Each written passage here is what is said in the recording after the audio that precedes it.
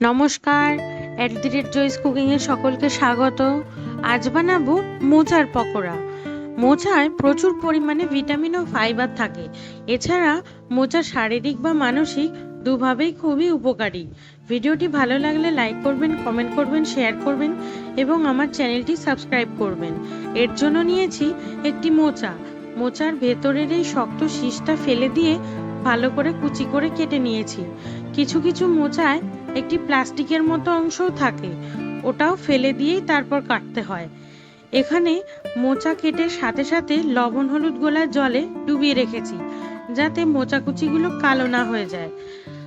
আর নিয়েছি দুটো সেদ্ধ আলু, লবণ, হলুদ, সর্ষের তেল, জিরে গুঁড়ো, ধনে গুঁড়ো, ভাজা মশলা। ফোড়নের জন্য নিয়েছি কাঁচা লঙ্কা কুচি, আদা কুচি, শুকনো লঙ্কা, 50 গ্রাম ভাজা বাদাম আধ গোটা রেখে গুঁড়ো করে নিয়েছি।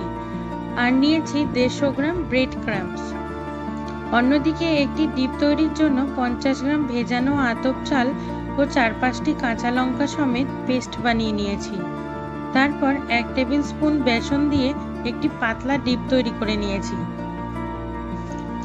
কড়াইয়ে জল গরম করে তাতে সামান্য লবণ ও হলুদ দিয়ে মোচা কুচিগুলো 5 মিনিটের জন্য সেদ্ধ করে নিয়েছি। তারপর কড়াইতে তেল গরম করে শুকনো লঙ্কা ফোড়ন দিয়েছি।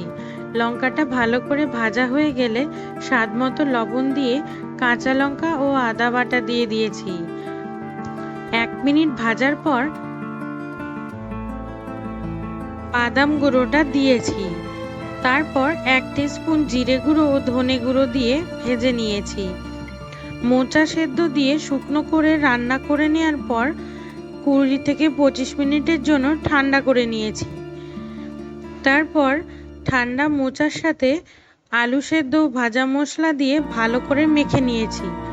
আলুটা এখানে আমি সম্পূর্ণ ম্যাশ করিনি, কারণ পুরো মাখা হয়ে গেলে খেতে ভালো লাগবে না। তারপর কিছুটা করে নিয়ে একটা শেপ দিয়ে নিয়েছি। এরপর চাল ও বেসনের পাতলা ডিপে ডুবিয়ে ব্রেড ক্রাম্বসে মুড়িয়ে নিয়েছি।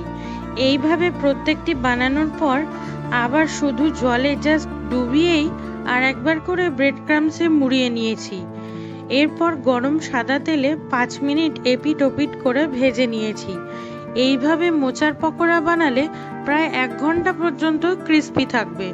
আপনারা বাড়িতে অবশ্যই একবার ট্রাই করবেন এবং আমাকে কমেন্টে জানাবেন। ধন্যবাদ।